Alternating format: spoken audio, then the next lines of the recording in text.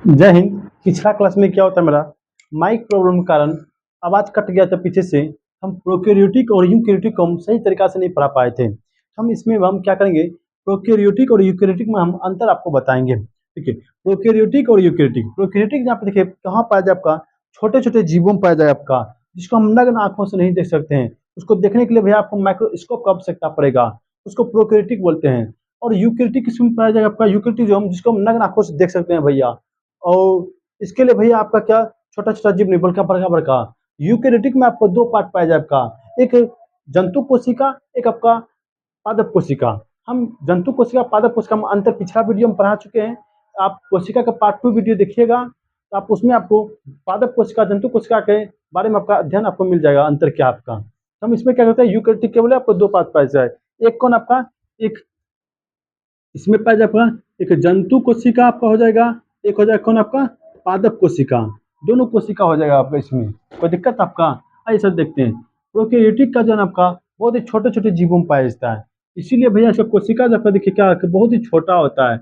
Eukaryotic आपका बड़ा होता है। अब हम पता कैसे करेंगे यूकैरियोटिक कौन है कौन प्रोकैरियोटिक है भैया। देखिए आप जिसको यू यू कर दीजिएगा ना, वो यूकैरियोटिक है। मतलब जिसको आप यू करके ऐसे उंगली दिखाकर बता सकते हैं कि ये वह चीज है।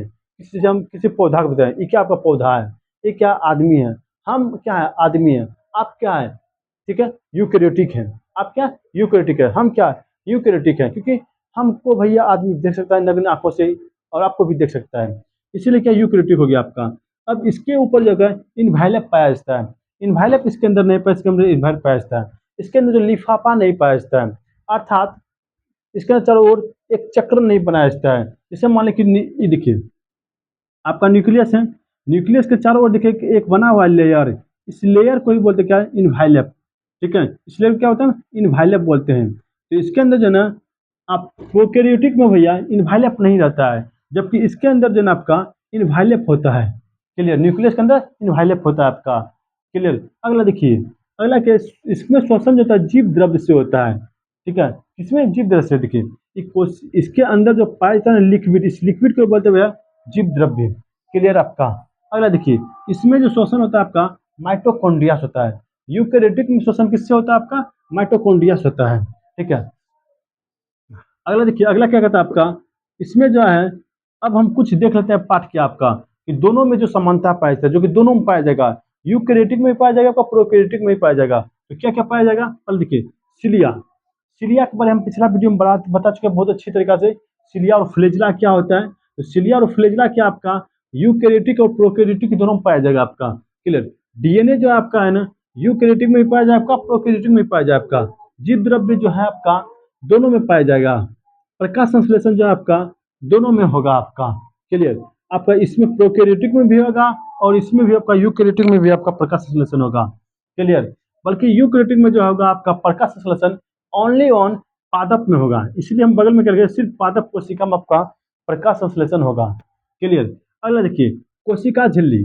कोशिका झिल्ली आपका प्रोकैरियोटिक में भी पाया जाएगा और यूकैरियोटिक में भी आपका कोशिका झिल्ली। हम इस सब के बारे में भैया पढ़ा चुके हैं पिछले वीडियो में, पार्ट 1 में हम सबके बारे में पढ़ाए हैं। आपको कोशिका पार्ट 1 का क्लास कर लीजिएगा, आपको सभी कॉन्सेप्ट क्लियर हो जाएगा। क्लियर।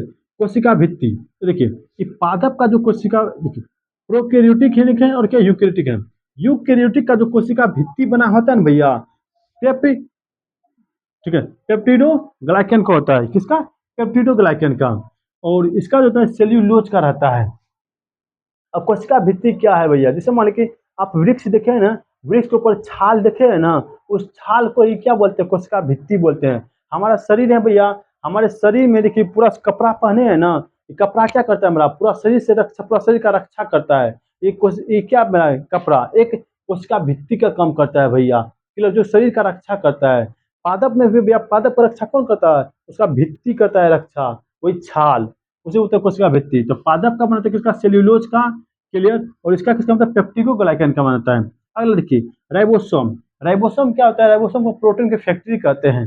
तो अब देखिए छोटा मोटा जीव है भैया, बहुत सूक्ष्म जीव है, इसको तो उतना ऊर्जा चाहिए ना, उतना प्रोटीन चाहिए ना भैया चलने फिरने के लिए। हम लोग को क्या है, ज्यादा ज्यादा ऊर्जा चाहिए, ज्यादा ज्यादा प्रोटीन चाहिए, तब ना भैया हमको क्या है कुछ से कुछ कम करेंगे एक्स्ट्रा। ठीक है, तो क्या, तो राइबोसोम भी दो प्रकार का होता है, एक 80S एक 70S। तो 70s जो पाया जाएगा किसमें आपका प्रोकैरियोटिक में, और 80s किसमें पाया जाएगा आपका यूकैरियोटिक में। क्लियर। अब देखिए कुछ